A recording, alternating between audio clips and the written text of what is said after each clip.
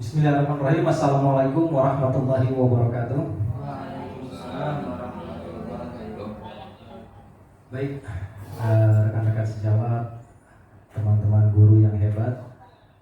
Untuk hari ini saya dan Wawan sebagai CGP angkatan 10 ingin sharing berbagi. Ya. Dalam hal ini saya di depan ini bukan untuk menggurui, bukan yang merasa paling pintar, tapi kita saling berbagi, berbagi dengan teman-teman yang ada di SDN Taman Baru 1. Baik, sebelum kita mulai, kita awali dulu dengan ucapan basmalah. Bismillahirrahmanirrahim. Biasanya di setiap pertemuan kita awali dengan doa yang dipimpin oleh salah satu peserta. Karena di sini ada Pak Ustadz Sanuri dan Pak Ustadz Sahroni, insya Allah mungkin bisa dipimpin oleh Pak Ustadz Sanuri. Persilakan.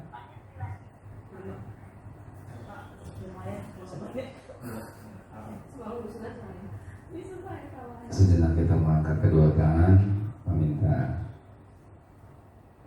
kasih sayangnya, meminta permohonan ampunannya.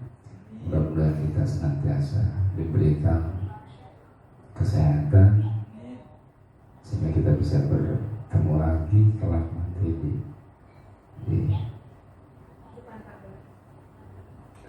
di tempat.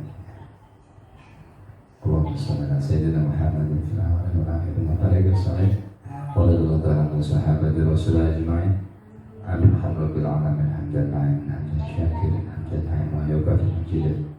Ya Rabbana lakal hamdu kama yanbaghi li wajhikal karim. Ya Allah ya Rahman ya Rahim ya Hayy ya Qayyum ya Hanan ya Manan ya Sultan. Ya Allah ya Rahman, dengan kasih-Mu ya Allah, kasih sayang-Mu ya Allah, sayangilah kami semua ya Allah. Sayangilah kedua orang tua kami ya Allah, sebagaimana orang tua kami menyayangi kami ketika waktu kecil ya Allah. Ya Allah ya Maha Ghafur, ampunilah kesalahan kami ya Allah. Dalam setiap langkah kami, niat kami, dalam setiap keseharian aktivitas kami, kalau ada hal-hal yang tidak masuk ke dalam syariat-Mu ya Allah, berikanlah kami ampunan ya Allah, khususnya kepada kedua orang tua kami, pada guru kami, pada teman-teman kami. Rabbana ya Allah, atina fid dunya hasanah wa fil akhirati hasanah wa qina azabannar. Falika subhana rabbika rabbil izzati amma yasifun. Assalamu alaikum warahmatullahi wabarakatuh. Al-Fatihah. Bismillahirrahmanirrahim. Iyyaka na'budu wa iyyaka nasta'in. Ihdinas siratal mustaqim. Siratal ladzina an'amta 'alaihim. Fi salam wa akhiru alhamdulillahi rabbil alamin.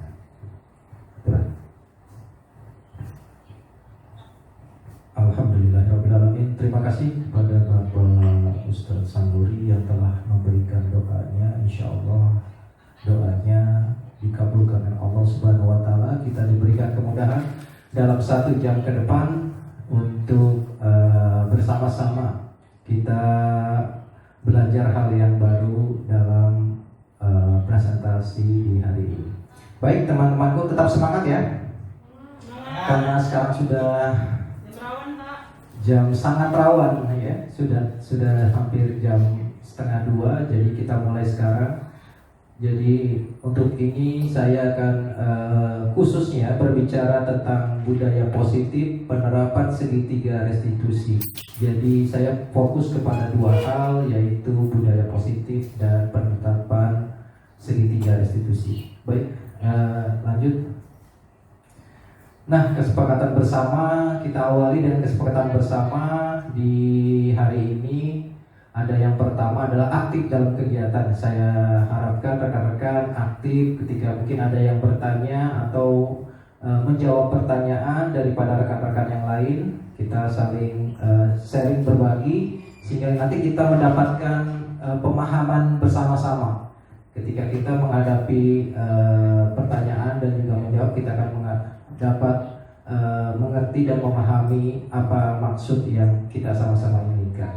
Selanjutnya yang kedua yaitu menghormati pendapat rekan sejawat. Baik, saya yakin kita semua punya pendapat yang masing-masing. Kita saling menghormati apapun pendapat dari rekan sejawat.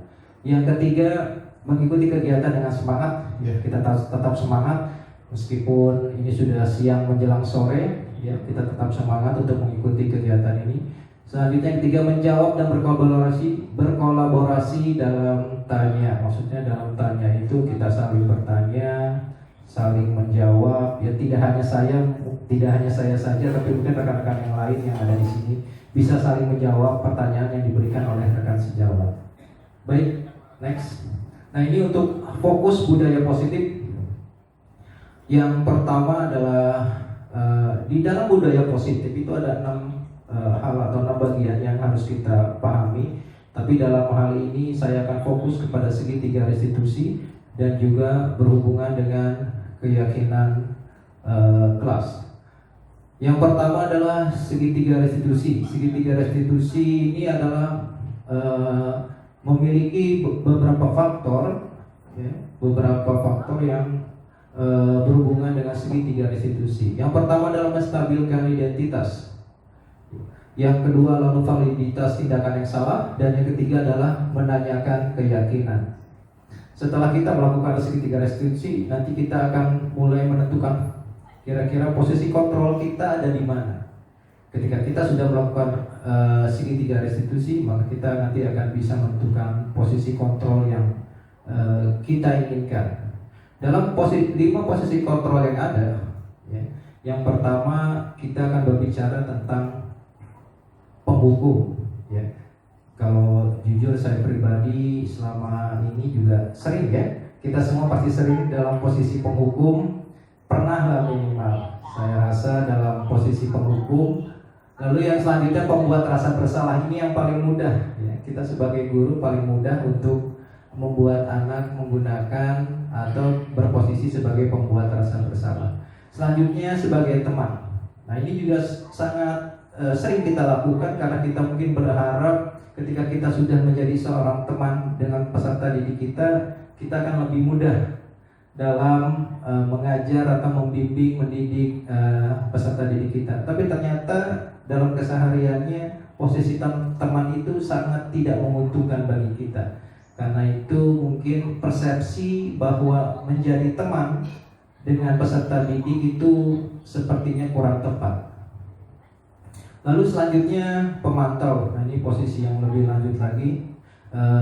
Pemantau sudah memiliki keyakinan yang tinggi terhadap peserta didiknya dan yakin bahwa peserta didiknya sudah mampu, sudah mengerti dan memahami tentang keyakinan kelas. Ketika tindakan mereka sudah ada yang kurang tepat, mereka mengetahui dan menyadari bahwa tindakan mereka kurang tepat sesuai dengan keyakinan kelas. Selanjutnya posisi manajer. Nah, ini posisi yang tingkat akhir, ya. Kalau tadi Bu Ria mengibaratkan sebagai amo, ya. Jadi posisi manajer ini posisi yang sudah memposisikan dirinya pada posisi yang sudah bisa menangani atau mendidik, menguasai dan meyakinkan peserta didiknya bahwa keyakinan kelas itu sudah berjalan dengan baik tanpa ada apapun intervensi dari pendidik. Maka peserta didiknya sudah memiliki keyakinan yang tinggi akan keyakinan kelas yang ada di kelasnya masing-masing. Yang selanjutnya kebutuhan dasar manusia. Nah, ini kebutuhan yang paling utama, ya. Kita semua rasanya sepakat lah bahwa setiap peserta didik itu punya kebutuhan dasarnya. Kebutuhan dasar yang pertama adalah bertahan hidup. Nah, tentu saja kebutuhan dasar bertahan hidup ini yang menjadi yang utama karena tentu saja manusia diciptakan untuk bertahan hidup, ya, dengan segala masalah dan problemanya. Jadi bertahan hidup menjadi kebutuhan dasar manusia yang pertama. Lalu selanjutnya kasih sayang dan rasa ingin diterima. Tentu saja ketika peserta didik nanti ada di kelas, dia menginginkan kasih sayang dan diterima, tidak hanya di kelas tapi juga di lingkungan teman-temannya. Lalu yang selanjutnya ada penguasaan. Nah, peserta didik ini mampu atau dia bisa melakukan sesuatu yang memang sesuai dengan minat dan bakat yang diinginkannya. Ya, dia dapat mampu menguasai atau mempelajari sesuatu yang sesuai dengan minat dan bakatnya. Lalu ada kesenangan. Tentu saja anak-anak tidak hanya belajar di kelas, tapi juga mereka menginginkan waktu. Ya. Waktu ada untuk kesenangan.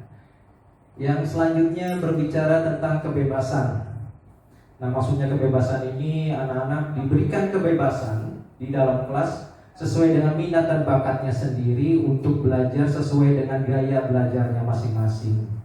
Misalkan ada anak yang suka dengan visual, berarti anak itu lebih suka dengan gambar. Ada anak yang sukanya dengan auditory atau dengan suara, berarti dia lebih suka dengan yang berhubungan dengan suara. Lalu yang terakhir adalah kinestetik. Kinestetik itu misalkan ada anak yang lebih suka gaya belajarnya dengan praktek, dengan menggunakan gerak badannya, ya, lebih banyak jalan, lari-lari, jadi dia lebih aktif dari dalam kelasnya. Nah, itulah kebebasan yang mungkin diinginkan oleh peserta didiknya masing-masing. Yang selanjutnya, budaya positif berbicara tentang disiplin positif.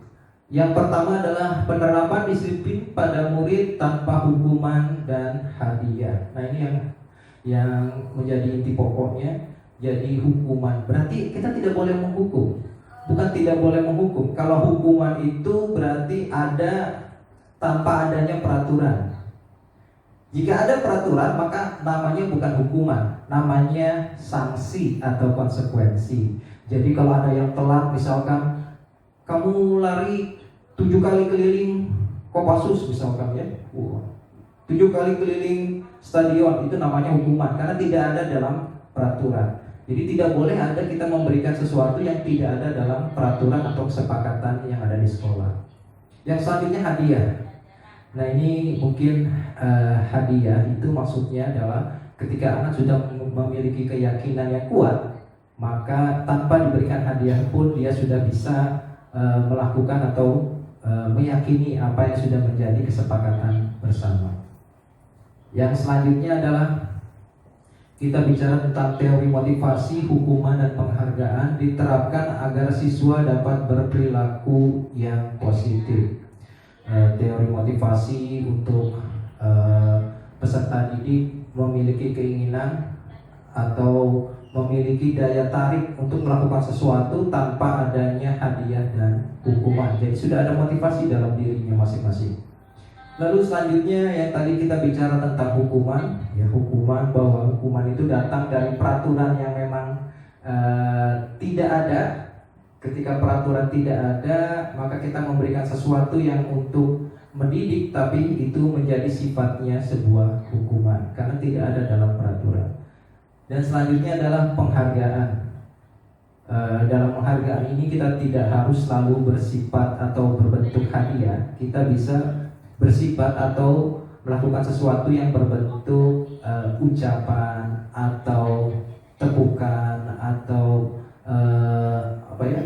misalkan kita mengucapkan sesuatu kepada anak atas keberhasilannya dengan mengucapkan selamat. Jadi atau kita memberikan tepuk tangan sehingga nanti sekecil apapun usaha anak kita harus tetap mengapresiasinya. Yang terakhir adalah keyakinan kelas. Keyakinan kelas adalah kesepakatan antara guru dan siswa demi peningkatan disiplin siswa. Nah, ini yang mungkin nanti kita akan bahas dengan segitiga restitusi. Kita akan berhubungan dengan keyakinan kelas. Jadi dari mana keyakinan kelas itu diambil? Bagaimana bahasanya? Apakah memang keyakinan kelas itu harus wajib? Apakah keyakinan kelas itu sama dengan kesepakatan kelas? Apakah kesepakatan kelas itu sama dengan peraturan? Jadi nanti kita akan bahas dalam sesi selanjutnya. Kita akan memberikan contoh kepada rekan-rekan bagaimana membuat keyakinan kelas. Baik, selanjutnya Pak.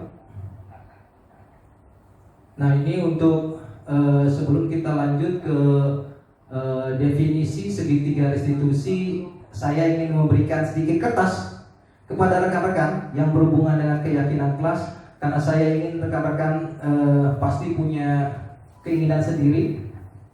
Jadi kepada rekan-rekan, silakan dituliskan menurut rekan-rekan apa yang menjadi peraturan kelas atau kesepakatan kelas. Jadi setiap Bapak Ibu punya keyakinan sendiri, punya peraturannya sendiri yang mungkin nanti akan kita bahas. Peraturan atau kesepakatan kelas yang ada di kelas Bapak dan Ibu masing-masing. Contoh mungkin kalau di kelas 5 misalkan tidak boleh memakai sepatu di dalam kelas, atau tidak boleh menyontek ketika ulangan harian. Itu peraturan atau dinamakan juga kesepakatan kelas. Awalnya kesepakatan kelas. Nanti kita akan bicara selanjutnya tentang keyakinan. Oke, mungkin dituliskan dulu menurut Bapak atau keinginan Bapak dan Ibu, rekan-rekan semua, kira-kira peraturan apa yang harusnya ada di kelas yang nanti dapat membantu Bapak dan Ibu dalam melakukan pembelajaran atau mendidik putra-putrinya di kelas. Ya, saya yakin nanti jawabannya bermacam-macam. Boleh apa saja jawabannya, tidak ada benar atau tidak ada salah ya. Jadi semua jawaban itu baik. Ada yang sudah? Sudah, Pak. Oke.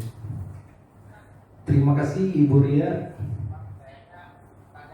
Ini kayaknya bagus sekali ya.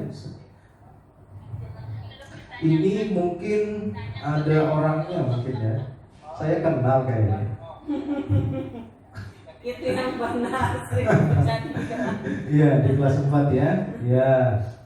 Mungkin ini karena sesuai dengan kelas 4, maka ini pas sekali. Oke, saya bacakanlah sambil mungkin rekan-rekan sambil menulis. Ya, terima kasih Bu Irni. Ini yang lain dulu kita tunggu ya. Ini dari Bu Irni, mungkin sesuai kelasnya. Kalau mungkin guru PAI punya sendiri, atau mungkin kelas 1, atau Bu Ani di kelas 3 punya sendiri, kira-kira peraturan apa yang diberikan kepada putra-putrinya, atau tidak boleh makan di dalam kelas,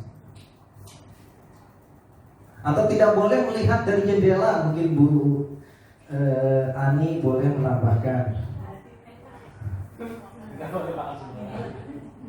Wah, ini bagus sekali dari Pak Jai. Ya, ini dari Bu Dilan, bagus sekali. Apakah yang lain tidak bagus, Pak? Semuanya bagus. Semuanya bagus, tidak ada yang salah. Punya Bu Irni, punya Pak Saroni, punya Pak Jai, juga semuanya bagus ya. Sudah? Jangan banyak-banyak, cukup satu aja boleh. Nanti kalau banyak-banyak waktunya akan habis. Tentu saja saya senang sekali kalau waktunya habis ya. Jangan nanti cepat sekali. Oke. Pasan, jangan tulis pasan, tulis hadis pasan. Bagus sekali. Hadi daw, Pak. Iya, dia kononnya sama doang beda. Subhanallah. Ini saya membaca punya Pak Saroni, saya jadi merinding. Nah, bulu alis saya ya, rambut saya jadi merinding dibaca. Iya. Terima kasih. Wah, Pak Sandri lengkap sekali. Baik, saya akan bacakan satu-satu sebelum nanti kita rubah menjadi keyakinan kelas yang mungkin pas dengan yang kita inginkan bersama. Yang pertama dari Bu Ria. Ini luar biasa bagus Bu Ria. Subhanallah. Yang pertama adalah dilarang mengambil barang orang lain. Oke. Dilarang mengambil barang orang lain. Itu merupakan peraturan. Ya. Teman-teman, itu merupakan peraturan, dan nanti kita rubah, dilarang mengambil barang orang lain itu menjadi sebuah keyakinan kelas. Nah, keyakinan kelas itu menggunakan 2 atau 3 kata yang sesuai dengan keyakinan kelas. Berarti tidak boleh menggunakan tidak boleh. Kita boleh kira-kira apa yang paling pas untuk dilarang mengambil barang orang lain. Misalkan depannya itu kita ganti dengan kata menjaga, merawat. Kira-kira apa kira-kira rekan-rekan? Bisa menjaga barang masing-masing atau merawat barang sendiri. Nah, itu berbentuk keyakinan kelas yang kita berikan kepada anak. Oh, berarti anak-anak itu harus menjaga, merawat barangnya sendiri. Kenapa? Ya karena supaya nanti tidak terjadi konflik dengan temannya dengan mengambil barangnya, ya. Berarti itu contohnya, ya. Jadi kita rubah, tadi dilarang mengambil barang orang lain, kita rubah menjadi sebuah keyakinan kelas, menjadi menjaga barang masing-masing atau menjaga barang sendiri. Selanjutnya dari Bu Irni ini kalau tidak salah, yang pertama adalah tidak berlari berjalan di dalam kelas, mungkin ya, tidak berlari-lari di dalam kelas. Berjalan dalam kelasnya tidak, ya. Oke, tidak berlari-lari di dalam kelas. Diganti berjalan di dalam kelas. Oke.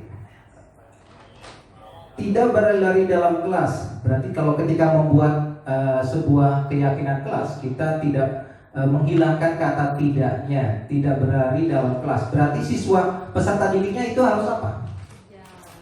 Harus berjalan, maksudnya. Ya, betul. Jadi untuk keyakinan kelasnya, maka kita rubah menjadi tertib atau bersikap tertib di dalam kelas. Jadi itu merupakan suatu keyakinan. Jadi anak-anak supaya selalu bersikap tertib di dalam kelas. Oke. Bagus sekali tadi dari Bu Ria. Selanjutnya dari Bang Jai. Oke, dari Pak Jai maksudnya, ya. Siswa tidak diperbolehkan meninggalkan kelas sebelum bel atau waktu KBM selesai. Berarti apa kira-kira yang paling pas?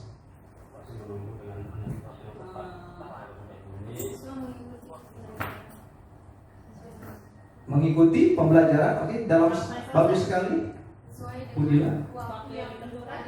Oke, itu baik sekali. Mengikuti pembelajaran sesuai waktu yang ditentukan. Ada yang lain? Atau yang dimulai dengan kata disiplin? Disiplin waktu. Betul sekali Bang Jai. Itu keyakinan kelasnya untuk disiplin waktu. Waktu masuk, waktu istirahat, dan waktu pulang. Jadi anak kita berikan keyakinan bahwa ini kita harus melakukan disiplin waktu. Baik, yang selanjutnya dari maaf, saya kurang hafal dari siapa ya. Saat Bapak dan Ibu guru sedang menjelaskan, siswa tidak boleh melakukan. Oh, ini dari Bu Dila. Siswa tidak boleh melakukan aktivitas apapun termasuk mencatat apa yang guru tulis di papan tulis ketika Ibu guru sedang menjelaskan. Jadi ketika Ibu guru sedang menjelaskan di papan tulis, tolong diperhatikan anak-anak tidak boleh mencatat apapun yang ada di papan tulis. Berarti kira-kira rekan-rekan apa kira-kira keyakinan kelas yang ingin dicapai atau yang kita bisa ganti bahasanya? Tidak boleh melakukan aktivitas. Menghargai orang lain, menghormati. Menghormati, bagus sekali. Bu Ria, ada yang lain? Menyimak, betul sekali. Bu Irni, menyimak, ada lagi yang lain? Memperhatikan, bagus. Berarti mungkin menyimak atau memperhatikan guru ketika sedang melakukan pembelajaran atau melakukan penjelasan materi. Jadi mendengarkan atau menyimak. Menyimak itu termasuk mendengarkan, melihat dan mengamati, semuanya kayaknya termasuk menyimak, ya. Menyimak ketika guru sedang menjelaskan atau sedang melakukan pembelajaran. Nah, itu yang paling pas. Selanjutnya ini yang terakhir. Oh, belum yang terakhir. Ini dari Pak Sahroni, luar biasa. Saya menginginkan anak-anak menjadi anak-anak yang lebih rajin, berakhlakul karimah.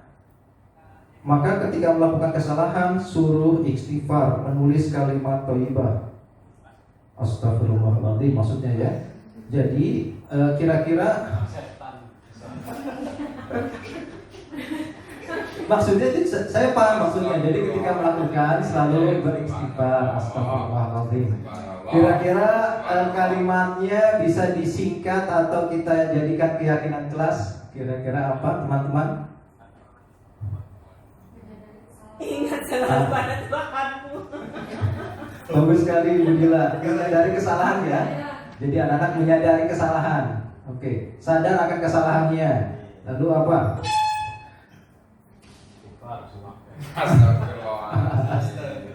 Astagfirullahaladzim. Iya, iya. Betul. Astagfirullah. Ini pas sekali untuk guru PAI ya. Jadi berarti selalu beristighfar ketika melakukan kesalahan atau selalu beristighfar gitu ya. Itu keyakinan kelasnya. Ketika dia melakukan apapun yang apalagi yang berupa kesalahan selalu beristighfar. Kelas 1. Menghadapi kelas 1. Keindahan subhanallah. Subhanallah. Subhanallah. Subhanallah. Subhanallah. Kalau melihat keindahan subhanallah betul. Apalagi yang disebut apa? Baru astagfirullah. Atasan ya? Ya. Masya Allah. Masya Allah. Allah Akbar. Satu lagi. Wah. Kayaknya teman-teman masih semangat ya, rekan-rekan masih semangat bagus sekali. Baik, yang terakhir ini dari Ibu Ani. Ya, ini rekan kita. Tunggu nih. Ini dari Ibu Ani apa bukan ya? Apa dari Pak Sanuri? Saya lupa. Kesepakatan kelas menerapkan makan dan minum waktu istirahat tidak di dalam kelas dan jangan sambil berdiri. Ini dari Pak Sanuri ya? Oke, betul sekali. Kira-kira apa? Yang kalimat paling pas untuk keyakinan kelasnya. Makanlah sambil duduk. Betul sekali. Oke, makan dan minum sambil duduk. Betul sekali. Atau makan dan minum di tempat yang sudah disediakan atau di kantin. Boleh makan dan minum di kantin ya. Jadi sampahnya tidak dibawa ke kelas gitu sekali. Jadi betul supaya tidak makan dalam sambil berjalan ya. Oke, selanjutnya dari Bu Irni, tidak boleh bercanda dengan berlebihan hingga menyakiti temannya. Subhanallah. Ini Bu Ani. Itu siapa? Oh Bu Ani, maaf ya Bu Ani, dari Bu Ani. Tidak boleh bercanda dengan berlebihan hingga menyakiti temannya. Tidak boleh berkata kasar. Ini mudah sekali. Kira-kira keyakinan kelasnya apa? Ini kelas kayaknya ya. Betul. Kira-kira apa nih kalimat keyakinan kelasnya? No bullying. Betul, bisa no bullying. Ada bahasa yang ini kira-kira tepat? Saling menyayangi. Ya, saling Ya, menyayangi. berarti saling menghormati, saling menyayangi, Saling sayang, ya, sayang. saling menghargai dengan teman. Barang siapa yang tidak menyayangi tidak akan disayang. Ya, betul sekali. Luar biasa. Kasih tepuk tangan buat ini semuanya. Tapi ngomongnya niatnya ke Pak Sanuri ya. Saya pikir ketika menjawab ke sini. Oh, iya, betul. Gak apa-apa. Justru yang berat itu yang berat itu lah itu Mustafa yang beli kok itu lu berat tuh. Pas tadi kalau kayak Baik, alhamdulillah ini materinya agak menarik ya, sehingga jadi bergabung dengan materi yang lain. Subhanallah. Oke. Baik, teman-teman, itulah cara kita merubah peraturan atau kesepakatan kelas menjadi keyakinan kelas. Jadi nanti yang kita lakukan adalah di kelasnya masing-masing adalah kita membuat keyakinan kelas dari peraturan kelas yang sudah ada. Jadi sehingga anak itu kalau ketika mendengar kata saling menghargai, dia akan lebih termotivasi, lebih mudah dipahami, lebih mudah dimengerti dibandingkan sebuah kata paksaan. Tidak boleh berkata kasar, tidak boleh menyakiti teman. Jadi kata-kata seperti itu kita ganti menjadi sebuah keyakinan kelas. Itulah cara kita membuat keyakinan kelas dari peraturan-peraturan atau kesepakatan kelas yang ada di kelas masing-masing.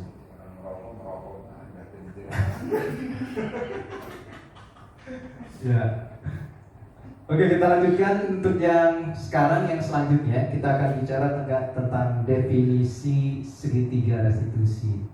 Jadi segitiga restitusi ini dalam bukunya Diana Gossens, bukunya Restruction School Discipline tahun 2021 telah merancang sebuah tahapan untuk memudahkan para guru dan orang tua dalam melaksanakan proses menyiapkan anaknya untuk melakukan restitusi, bernama segitiga restitusi atau restitution triangle.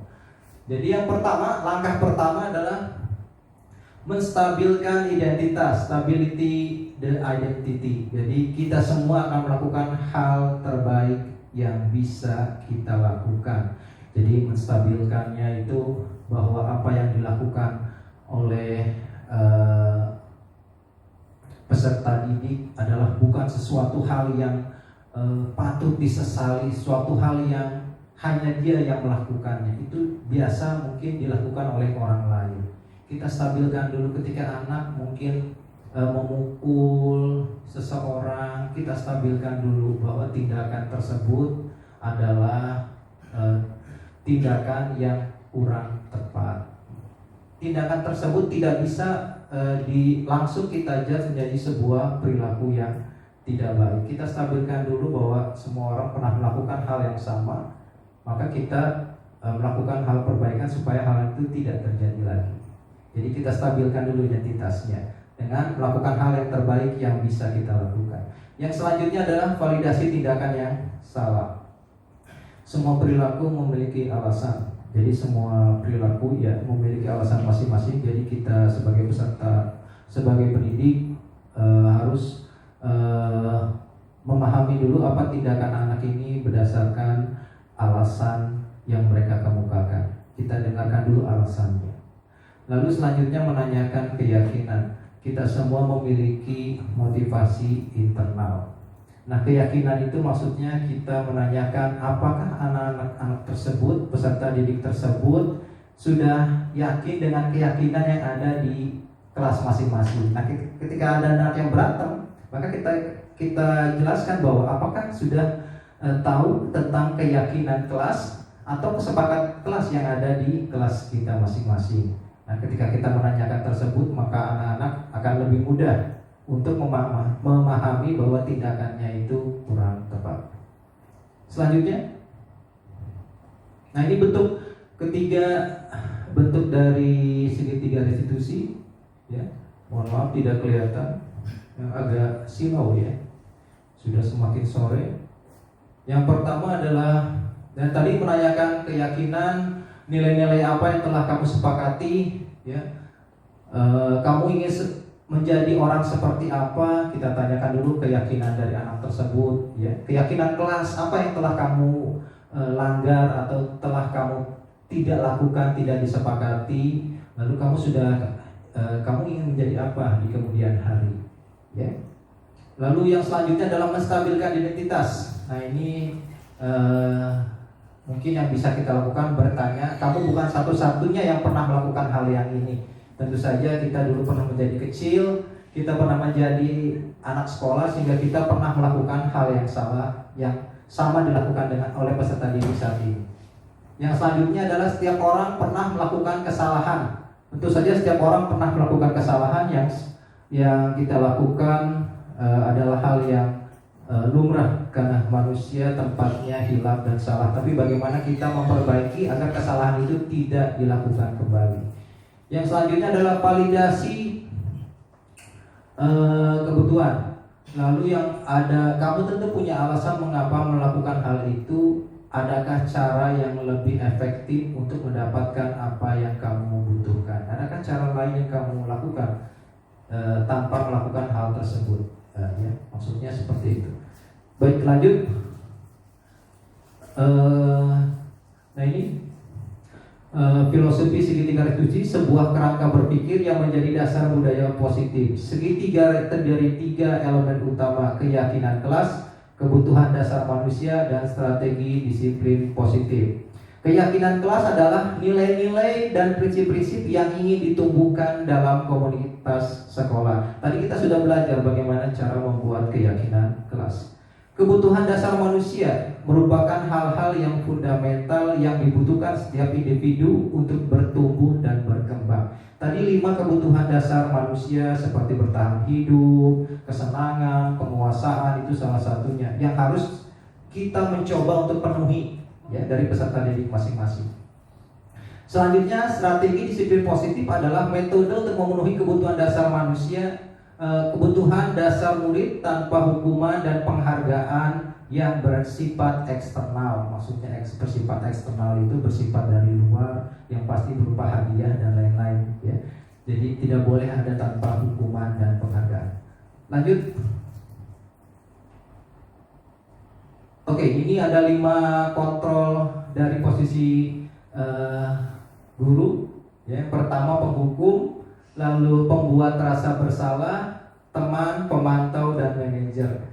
Oke, dari contoh ini kita bisa menjelaskan mungkin penghukum adalah seorang yang menghukum bisa menggunakan hukuman fisik maupun verbal. Jadi kalau kita sudah menghukum dengan menggunakan hukuman verbal atau menggunakan bahasa, maka itu sudah termasuk seorang penghukum ya. Lalu selanjutnya pembuat rasa bersalah. Pada posisi ini biasanya guru akan menggunakan keheningan yang membuat orang lain merasa tidak nyaman, bersalah atau rendah diri.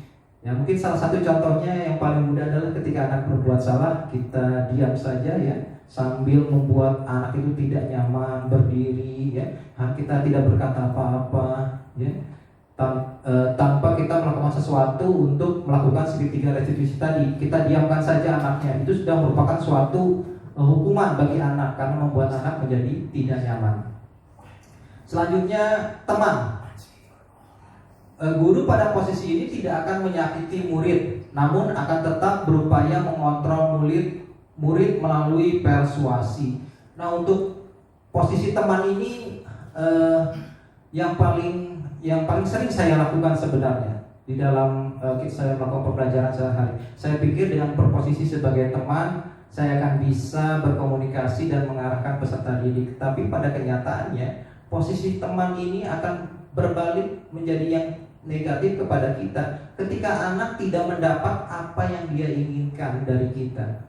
Ketika anak tidak mendapatkan sesuatu dari kita, maka posisi teman bagi kita itu akan berbalik. Anak akan menjadi tidak menyukai kita karena dia tidak mendapatkan sesuatu yang dia inginkan. Karena itu posisi teman ini posisi yang kurang baik. Ya, karena nanti ketika anak tidak mendapatkan sesuatu, maka dia akan menjadi membenci atau memusuhi kita secara tidak langsung. Selanjutnya pemantau. Nah, ini posisi yang cukup baik, yang saya rasa ini tingkatan yang paling realistis, ideal, terutama bagi saya pribadi. Karena kalau saya pribadi sampai ke manajer agak begitu belum mampu, saya rasa belum mampu. Tapi insya Allah nanti ke depannya, bagi saya posisi pemantau ini posisi ideal. Memantau berarti mengawasi. Pada saat kita mengawasi, kita bertanggung jawab atas perilaku orang-orang yang kita awasi. Dalam keseharian kita tidak ada 6 jam terus bersama peserta didik. Jadi kita hanya mengawasi anak saja dari jauh ataupun dari lingkungan sekitar kelas saja. Jadi ketika anak berbuat salah, kita sebagai pemantau dapat meyakinkan anak agar anak itu tidak melakukan hal yang salah kembali sesuai dengan tadi segitiga restitusi yang tadi. Manajer, ini posisi yang paling baik. Among, ya posisi kata Bu Ria tadi posisi among. Manajer adalah posisi di mana guru berbuat sesuatu bersama murid, mempersilahkan murid bertanggung jawab perilakunya, mempertanggungjawabkan perilakunya, mendukung murid agar dapat menemukan solusi atas permasalahannya sendiri. Ini luar biasa. Jika di kelas kita sudah muridnya atau peserta didiknya memiliki keyakinan untuk bertanggung jawab atas perbuatannya dan juga menemukan solusi atas masalahnya, maka posisi kita sudah dalam posisi posisi kontrol seorang manajer. Lanjut. Oke, video dulu. Kita relax dulu. Kita lihat video dulu untuk menyegarkan pikiran. Ya, kita akan mendengarkan lagu dulu. Oh, lagu. Suaranya Pak. Oh.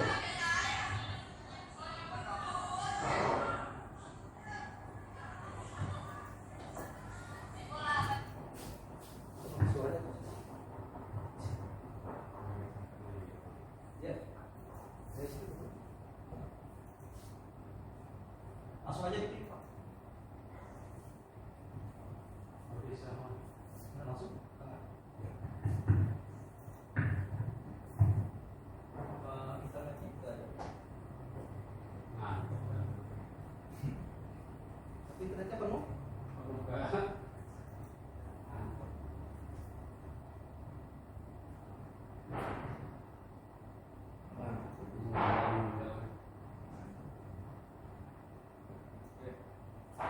Coba di close lagi Pak, di close lagi, di close lagi, di close, lalu masuk lagi, masuk lagi.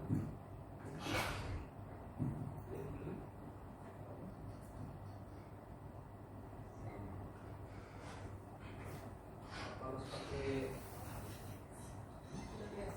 close juga ini, sini, keluar. Oke nggak apa-apa Pak. Di download aja, di download, nanti baru dinyalakan lagi. Di download aja. Nanti kita kembali ke materi yang tadi. Nanti di download aja. Kalau sudah di download biasanya mungkin.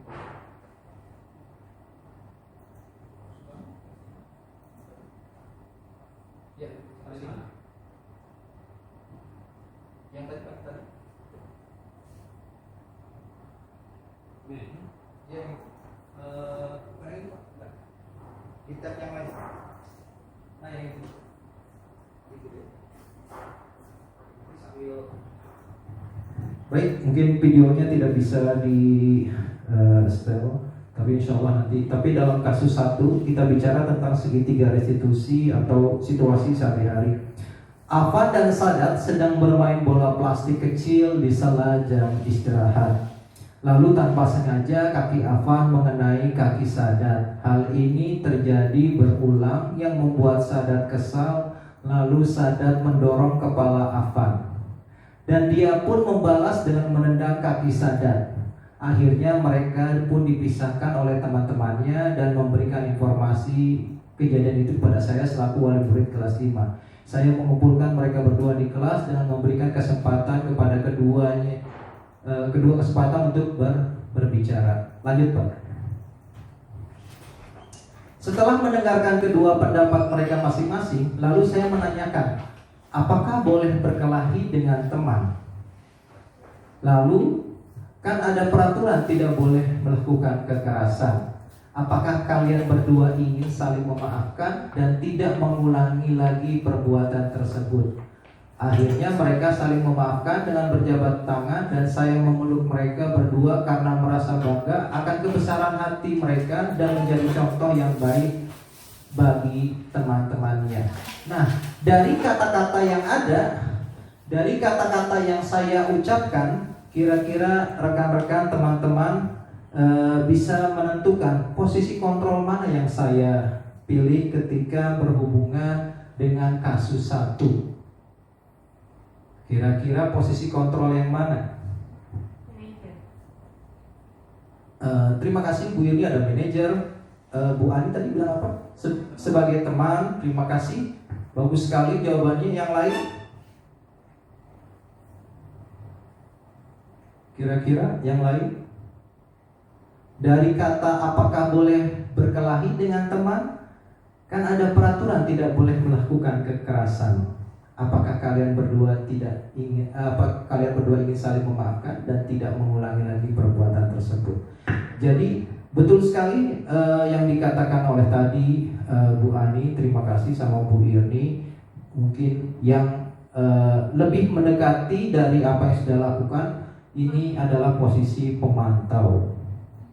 Jadi saya dalam posisi pemantau. Kenapa dalam posisi pemantau? Kata kuncinya adalah kan ada peraturan yang tidak boleh melakukan kekerasan. Jadi meyakinkan anak bahwa ada keyakinan kelas yang harus mereka penuhi, harus mereka patuhi.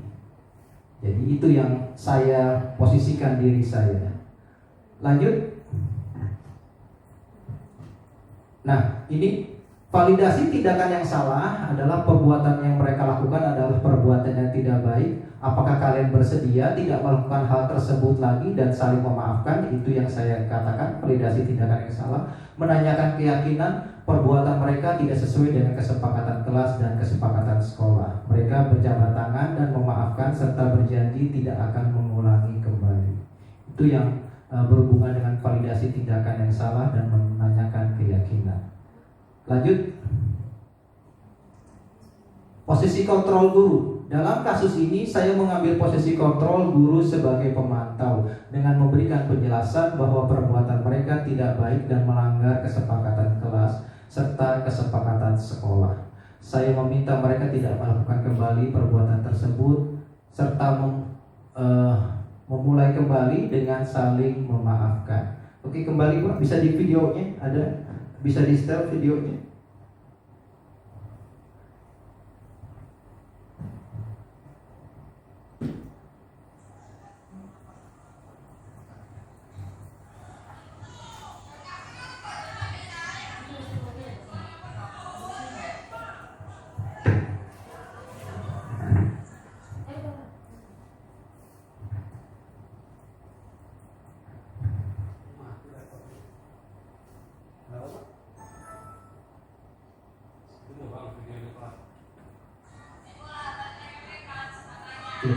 Oke.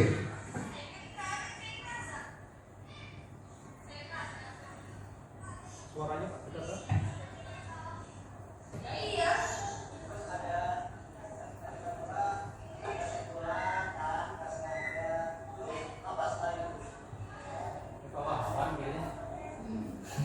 Itu siapa? Masa dia mau bikin besok?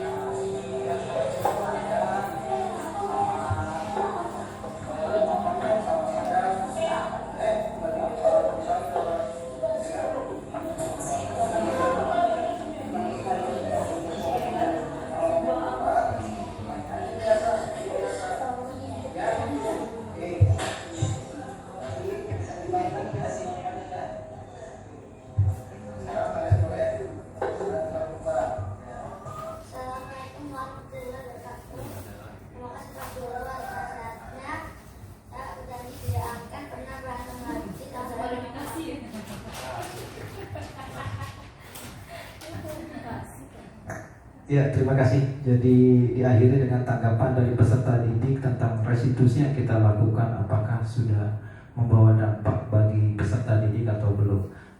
Baik, selanjutnya sebelum nanti kasus kedua dari sinopsisnya, kita ikuti dulu untuk yang videonya. Pak Jack, tolong di close dulu di bagian atas. Ya, bukan yang itu Pak Jack, kembali lagi ke yang tadi Google Drive-nya. Oh, bukan yang itu juga, bukan, kembali ke Google Drive-nya, di close aja dulu. Videonya itu sebelah kiri, di atas sebelah kiri. Kembali ke yang tadi, mana Google Drive-nya, detailnya. Nah itu di close. Nah, oke, ke bawahin dulu.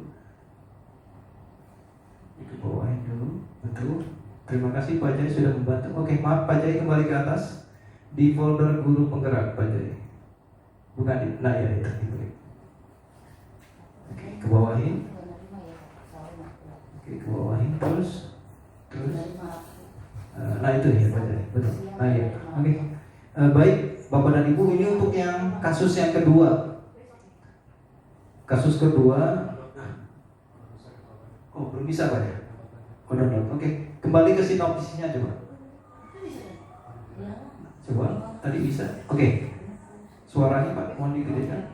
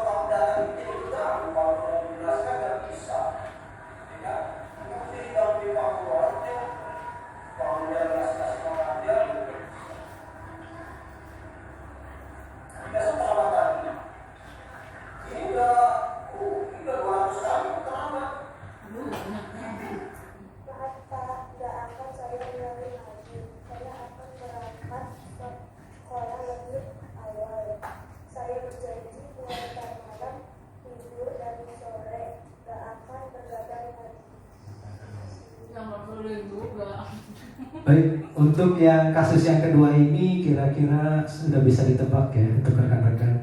Posisi kontrol yang saya ambil adalah sebagai apa? Sebagai teman. Betul sekali kata Pak Sanuri, sebagai teman. Yang lain mungkin? Hukum. Ada? Oh, penghukum katanya. Memberikan hukuman atau Membuat rasa bersalah. pembuat rasa bersalah, itu yang paling tepat. Pembuat rasa bersalah. Oke, lanjut, next. Nah, di kasus kedua ini merupakan kasus di mana Jia sering datang terlambat ke sekolah karena tidur malam, karena terbiasa bergadang dan tidur malam. Oke, karena kebiasaan yang kurang baik itu, maka terlambat sekolah menjadi suatu kebiasaan yang sulit dihilangkan. Meski sudah diberikan peringatan, teguran, bahkan sanksi yang mendidik berupa pemanggilan orang tua dan pemberian tugas. Hari ini Jia datang telat kembali dan saya dengan suara yang lembut, namun sengaja membuat Jia menjadi tidak nyaman dan merasa bersalah. Saya berkata, kamu gak kasihan dengan ayah dan ibu? Kasihan gak? Kalau gak kasihan, jangan datang terlambat dong. Kalau kamu nggak naik kelas gimana? Lalu saya tetap menceramahi meski dia mungkin malu dan lelah telah berdiri lama di depan teman-temannya. Lanjut. Posisi kontrol guru. Dalam kasus ini saya mau ngambil posisi kontrol sebagai guru pembuat rasa bersalah. Hal ini dapat dilihat dari perkataan, kamu gak kasihan dengan ayah dan ibu? Kasihan gak? Kalau kasihan jangan datang terlambat dong. Kalau kamu gak naik kelas gimana? Lalu saya tetap menceramahi meski dia mungkin malu dan lelah berdiri di depan teman-temannya. Saya juga menggunakan kata-kata yang lembut dan pelan, tetapi dengan maksud menanamkan rasa bersalah dan berharap dia tidak akan mengulanginya kembali. Hal ini mungkin posisi yang paling mudah untuk berposisi sebagai kontrol guru pembuat rasa bersalah. Lanjut, Bro. Nah, tadi kita sudah belajar tentang kebutuhan dasar manusia, kebutuhan jia saat ini.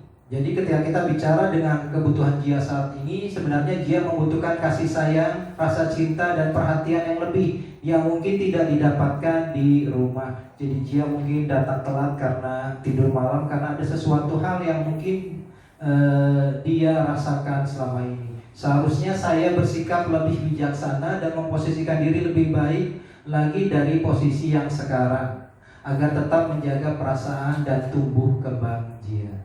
Lanjut, Pak. Refleksi. Nah, untuk yang terakhir ini saya melakukan refleksi terutama bagi diri saya pribadi. Jujur saya pribadi khususnya pernah menempatkan diri sebagai penghukum, pembuat rasa bersalah dan teman. Tetapi ketiga posisi itu membuat saya merasa tidak nyaman dan merasa seperti ada yang salah atau kesalahan yang telah saya lakukan. Dengan CGP ini saya berusaha menempatkan diri saya sebagai pemantau atau bahkan lebih tinggi lagi sebagai seorang manajer. Tidak ada kata terlambat bagi kita berubah ke arah yang lebih baik demi mutiara-mutiara penerus bangsa yang harus kita rawat, tuntun, didik mencapai kodrat mereka yang terbaik sesuai minat masing-masing, insya Allah. Amin. Baik, lanjut. Oke. Untuk Bapak dan Ibu, mungkin ada pertanyaan sebelum kita akhiri. Ada pertanyaan dari Bapak dan Ibu tentang materi yang sudah saya sampaikan, ataupun ada yang mungkin berhubungan dengan materi yang saya sampaikan barusan. Silakan, mungkin ada pertanyaan dari Bu Ani, mungkin ada pertanyaan dari Pak Sahroni, silakan. Diwakilkan atau cukup jelas? Jelas sekali, luar biasa. Alhamdulillah. Dari buku malam tidak ada pertanyaan? Belum menyimak, oke. Tapi sedikit. Alhamdulillah. Terima kasih atas kehadiran Ibu Kepala Sekolah SD Taman Baru 1 yang sudah berkenan hadir sore ini. Luar biasa sekali dedikasi beliau bagi sekolah yang sama-sama kita cintai, SD Taman Baru 1. Baik, rekan-rekan, terima kasih atas segala perhatiannya. Selama hampir 1 jam ini kita bersama-sama dalam mempresentasikan budaya positif yang insya Allah nanti kita akan implementasikan di kelasnya masing-masing. Oke, setelah tadi kita awali dengan doa, maka kita harus akhiri dengan doa juga. Insya Allah yang akan dipimpin oleh Pak Saroni. Mungkin berkenan Pak Saroni.